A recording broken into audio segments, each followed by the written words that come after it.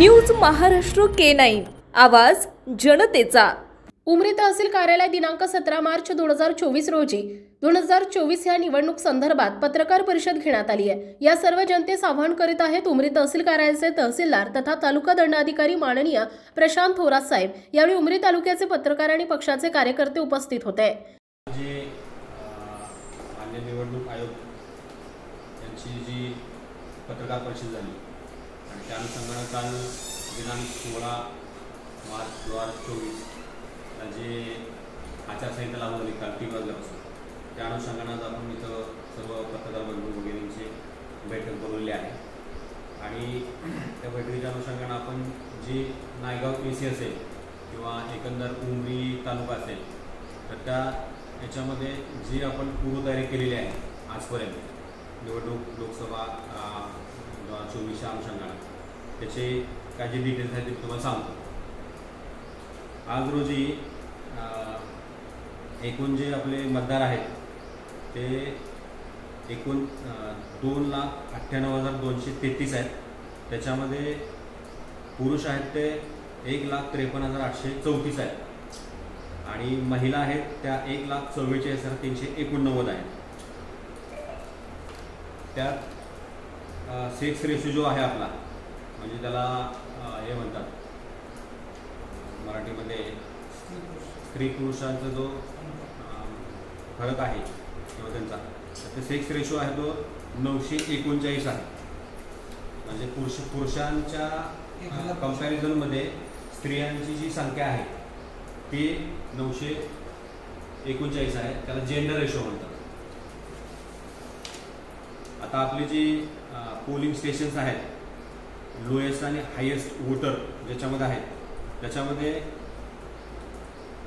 एक 50 जिल्हा परिषद CPS रूम नंबर 1 उमरी इथं एकूण 1,442 मतदार आहेत। त्याच्यामध्ये पुरुष आहेत 702 आणि महिला आहेत 740।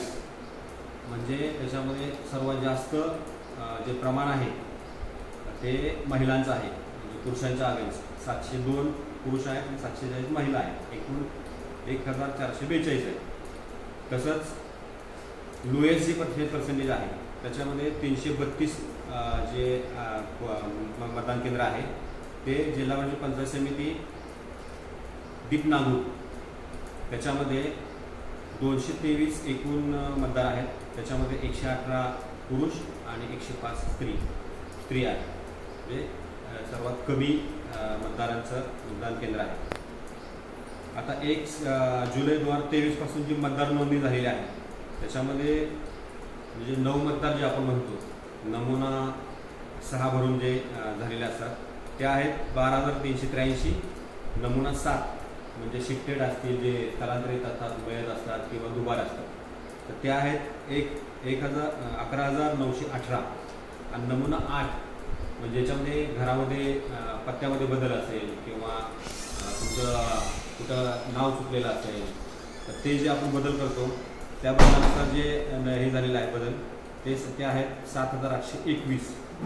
आता नमुना 6 नुसार जे 9 मतदार म्हणजे 18 ते 19 म्हणजे 17 कंप्लीट होऊन 18ला आपण जाणार आहोत आणि 18 ते 19 याच्यामधली जे मतदारची संख्या आहे ते 4,480 आहे। म्हणजे आपली नायगावची जी AC आहे त्या AC मध्ये जे आता नवीन मतदार जे आलेले आहेत ते 4,480 आहेत।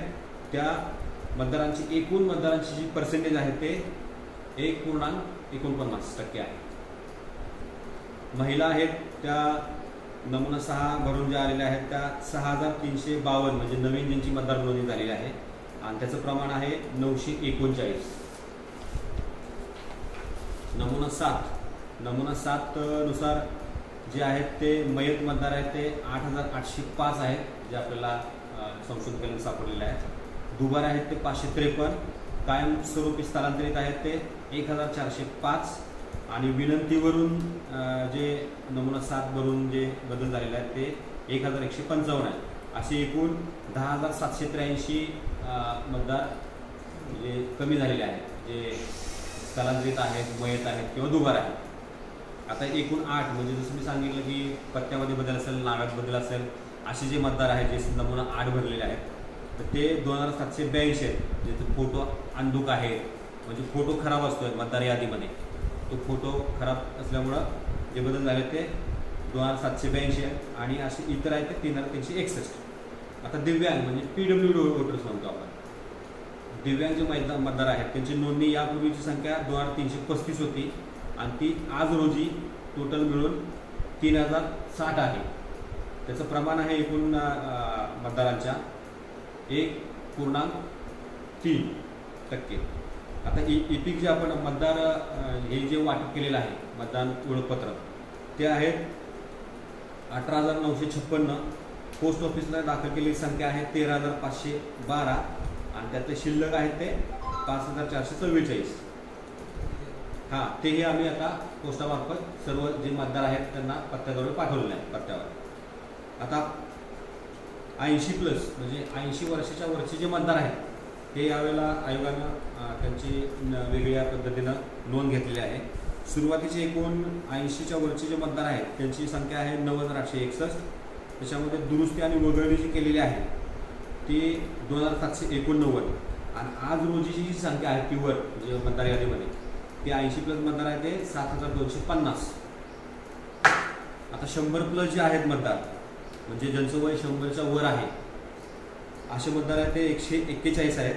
त्याच्यामध्ये दुरुस्ती आणि वगळणी करून 89 आहे आणि आज रोजी जी आपल्याकडे संख्या आहे एकूण मतदारांच्या ती 52 आहे 100च्या वरची जे मतदार आहेत त्यांची. आता हे पूर्ण आपण ACचं म्हणजे 89 नायगाव विधानसभा मतदारसंघाची आपण ही थोडक्याची सगळी एकूण आकडेवारी मतदारांची आहे वेगवेगळ्या टप्प्यातली ती दिलेली आहे. आता आपण 89 नायगाव याच्या अंतर्गत जे उमरी तालुका येतो उमरी तालुक्याची एक संक्षिप्त आपण नोट केलेली आहे ते मी तुम्हाला सांगतो त्यातले डिटेल्स. 89 नायगाव विधानसभा मतदारसंघातील 91 मतदान केंद्र जी आपल्या उमरी तालुक्यात आहे एकूण 91 मतदान केंद्र आहेत.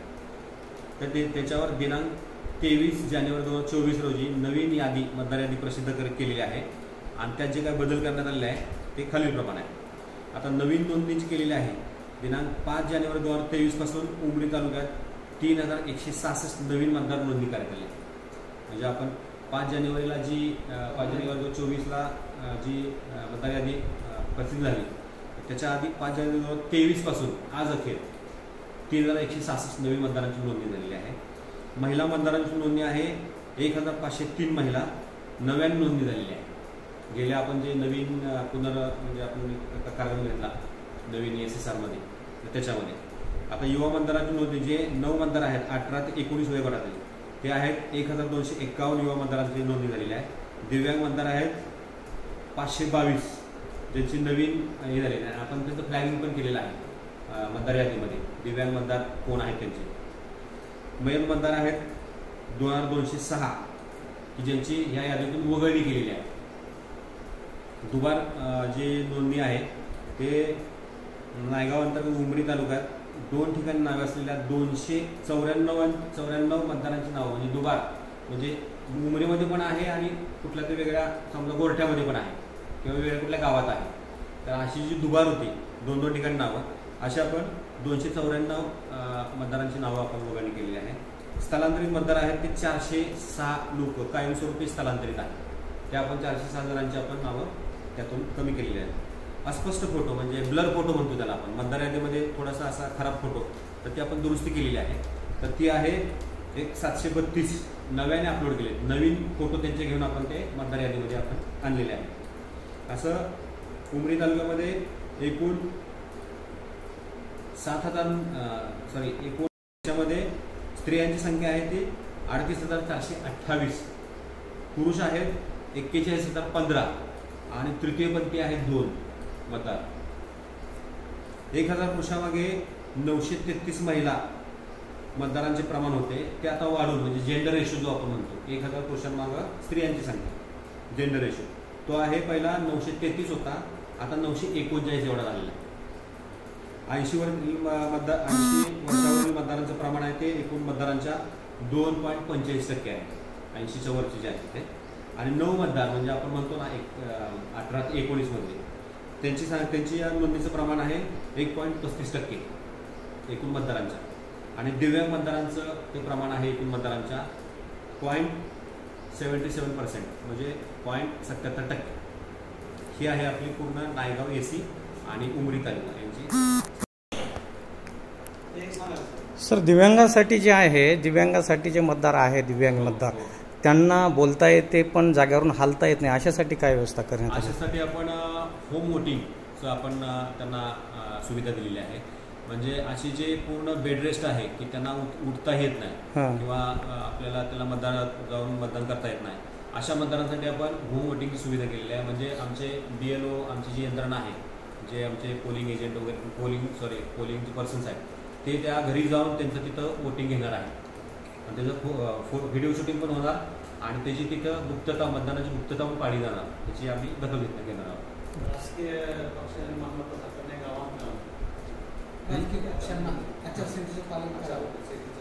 हां, सर्व काल दिनांक 16 मार्च 2024 रोजी काल 3 वाजल्यापासून म्हणजे मान्य निवडणूक आयोगाची जी प्रेस कॉन्फरन्स झाली त्यावेळेपासून आचारसंहिता लागू झालेली आहे.